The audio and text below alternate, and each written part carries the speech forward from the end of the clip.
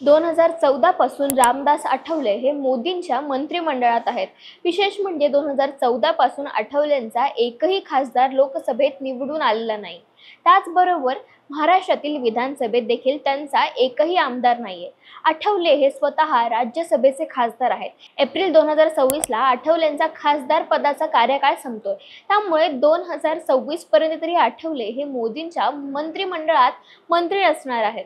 आता एकीकडे एकनाथ शिंदे यांचे 7 खासदार असताना त्यांना केवळ एक राज्यमंत्री पद दिलं गेलं। तसंच अजित पवार यांचा एक खासदार असूनही त्यांना काहीच मिळालं नाही। पण दुसरीकडे आठवलेंना मात्र एकही खासदार नसताना मंत्री करण्यात आलं। त्यामुळे प्रश्न पडतो की नरेंद्र मोदी यांच्या मंत्रिमंडळात आठवलेंचं स्थान पक्क कसं असतं। हे समजून घेण्यासाठी आपल्याला मोदींचं सोशल इंजिनिअरिंग समजावून घ्यावं लागेल। अर्थात त्यासाठी त्यांचा राजकीय इतिहासही तपासावा लागेल। या सगळ्या बाबींवर या व्हिडिओच्या माध्यमातून चर्चा करूया। नमस्कार, मी आदिती। रामदास आठवले याआधी मुंबई आणि पंढरपूर मधून लोकसभेत निवडून आले आहेत। आठवलेंचा जन्म सांगलीचा। ते शिक्षणासाठी मुंबईत आले। पुढे दलित चळवळीत सक्रिय झाले। दलित पॅंथर संघटनेत रामदास आठवले महत्त्वाचे नेते होते। 70च्या दशकामध्ये दलित पॅंथरची भल्या भल्यांना धडकी भरली होती। जिथे कुठे दलितांवर अन्याय होत असे, दलित पॅंथर तिथे अन्यायाला वाचा फोडत होती।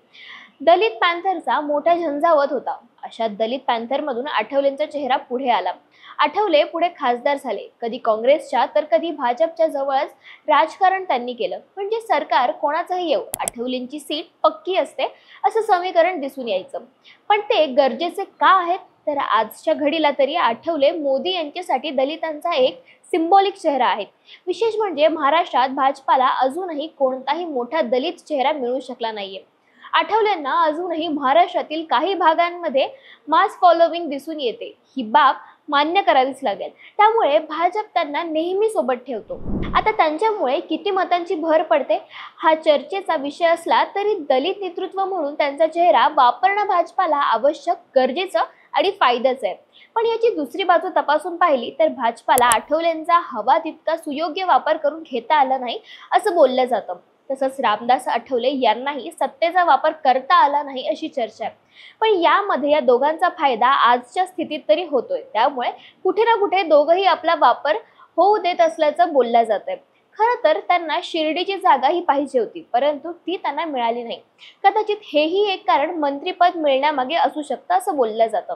भाजपाचा 400 पारच्या नाऱ्यामुळे निवडून आल्यास घटनाबदल केला जाईल असा जोरदार प्रचार झाला। महाराष्ट्रात हा मुद्दा अत्यंत प्रभावी ठरला।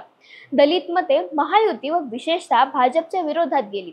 काँग्रेस व महाविकास आघाडीला मिळालेल्या यशात मुस्लिम आणि दलित मतांचे प्रमाण अधिक आहे। रामदास आठवले यांचा राजकीय फायदा किती यापेक्षा आठवले बरोबर असल्याचा संदेश वेगळा जातो अशी चर्चा ऐकायला मिळते। आता आगामी विधानसभा निवडणूक तसेच पुढील वर्षी होणाऱ्या महानगरपालिका व नगरपालिका निवडणुकांमध्ये दलित मतांचे महत्त्व ओळखून रामदास आठवले यांना केंद्रीय मंत्रिमंडळात संधी देण्यात आली असावी अशी शक्यता वर्तवली जाते। आता जितक्या बाबी रामदास आठवले यांच्याबद्दल पाहायला मिळतात तशा अजित पवार यांच्याबद्दल मिळत नाही। जातीय समीकरणाच्या राजकारणात रामदास आठवले अजितदादा पवार यांना भारी ठरतात असं बोललं जातं। याबद्दल आपल्याला काय वाटतं आम्हाला कमेंट बॉक्समध्ये नक्की कळवा। धन्यवाद।